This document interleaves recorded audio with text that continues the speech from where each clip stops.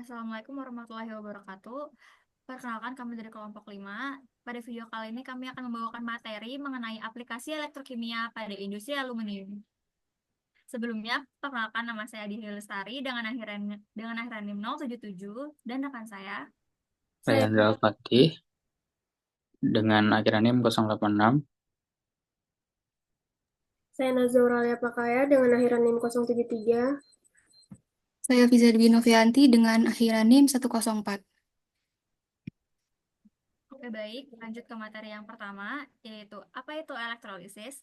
Elektrolisis adalah sebuah proses penguraian elektrolit dengan menggunakan tenaga listrik, di mana arus listrik dialirkan melalui cairan elektrolit dan akan menimbulkan reaksi kimia.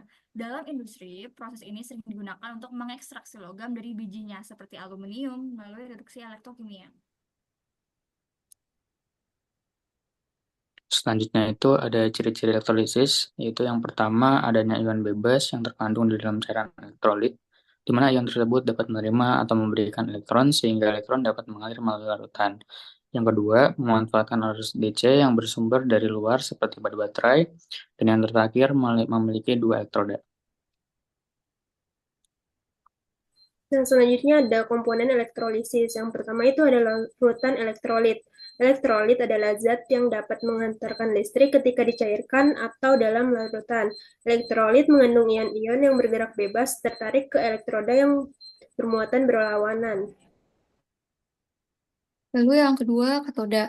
Katoda adalah elektroda negatif, tempat ion-ion logam bermuatan positif atau kation menerima elektron dan mengalami reduksi.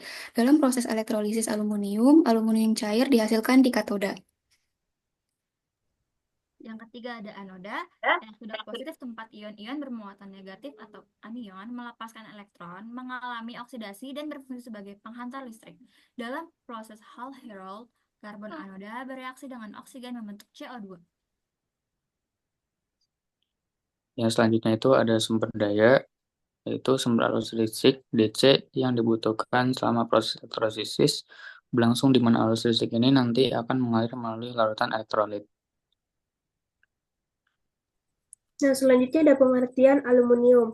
Nah, aluminium ini merupakan logam ringan paling melimpah di kerak bumi, berwarna perak keabu-abuan dengan sifat tahan korosi, konduktor listrik, dan panas yang baik, serta mudah dibentuk. Sumber utama aluminium adalah bauksit yang diolah menjadi alumina atau Al2O3 sebelum dielektrolisis untuk menghasilkan aluminium murni. Selanjutnya, ekstraksi aluminium dengan elektrolisis atau biasa disebut dengan proses Hall-Héroult. Proses Hall-Héroult adalah tahap utama dalam produksi aluminium murni dari alumina. Proses ini menggunakan sel elektrolisis untuk mengurangi alumina menjadi aluminium murni melalui reaksi redoks. Selanjutnya ada bahan baku. Ada bauksit. Bauksit adalah biji aluminium yang paling umum digunakan dalam industri aluminium. Bauksit terdiri dari aluminium hidroksida atau Al2O3, 2H2O, dan aluminium oksida Al2O3.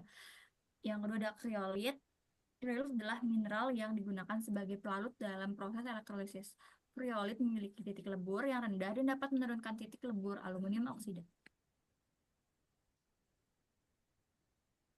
Selanjutnya itu ada proses elektrolisis aluminium.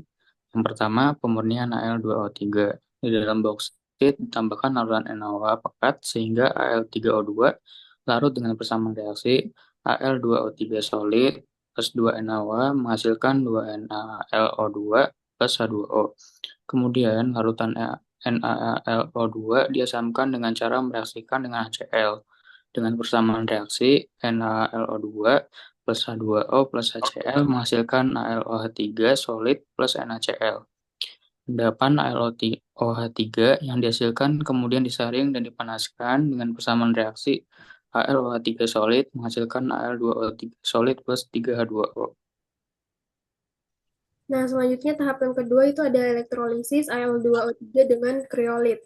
Nah, alumina murni ini dicampur dengan larutan elektrolit yaitu kriolit untuk menurunkan titik leleh Al2O3. Kemudian larutan Al2O3 larut dalam kriolit dimasukkan ke dalam sel Hall-Héroult dan dialiri listrik. Nah, reaksi yang terjadi itu di katoda Ion Al3 plus akan direduksi menjadi Al logam Al. Terus yang di anoda itu uh, ion O2- itu akan dioksidasi menjadi O2. Dan reaksi sel yang terjadi itu ada 4 Al3 plus tambah 6 O2 minus menghasilkan 4 Al dan 3 oksigen. Selanjutnya, gas oksigen yang terbentuk dapat bereaksi dengan anoda karbon membentuk CO2, sehingga anoda semakin habis dan pada suatu saat harus diganti.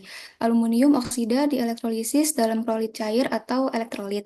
Lelehan Al terbentuk pada katode dan berkumpul di bawah sel yang dikeluarkan secara berkala. Reaksi pada elektrolisisnya seperti berikut. Pada katoda itu 4 Al3 plus I, I 12 elektron direduksi menjadi 4 Al. Lalu pada anoda itu 6O2 plus 3C dioksidasi menjadi 3CO2 plus 12 elektron. Maka reaksi selnya itu 2Al2O3 plus 3C menjadi 4Al plus 3CO2. Selanjutnya itu ada manfaat aluminium dalam kehidupan sehari-hari. Yang pertama itu dari kemasan makanan dan minuman. Aluminium itu bisa digunakan karena sifatnya yang tahan karat, tidak beracun dan dapat menjaga kualitas produk. Contohnya itu ada kaleng minuman ringan, bungkus coklat, aluminium foil untuk menyimpan makanan. Yang kedua itu ada dari industri transportasi, di mana manfaatnya itu karena aluminium ini ringan tetapi tetap kuat sehingga mengurangi berat kendaraan dan meningkatkan efisiensi bahan bakar. Contohnya itu ada dari bodi mobil, pesawat terbang, sepeda, dan kereta api. Yang terakhir itu ada peralatan dapur, di mana aluminium ini pengantar panas yang baik, ringan, dan tahan karat. Nah, contohnya dari peralatan dapurnya itu ada panci, wajan, loyang kue, dan teko.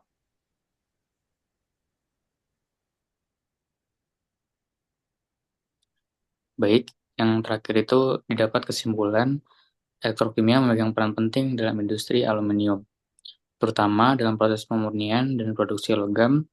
Proses Hall-Héroult adalah aplikasi utama elektrokimia dalam industri aluminium, di mana elektrolisis digunakan untuk mereduksi aluminium oksida atau Al2O3 menjadi aluminium murni. Proses ini memanfaatkan arus listrik untuk memisahkan aluminium dari oksigennya dalam larutan kriolit cair, menghasilkan aluminium cair yang kemudian digunakan untuk berbagai keperluan. Baik, sekian presentasi dari kelompok kami. Kurang lebihnya mohon maaf. Wassalamualaikum warahmatullahi wabarakatuh.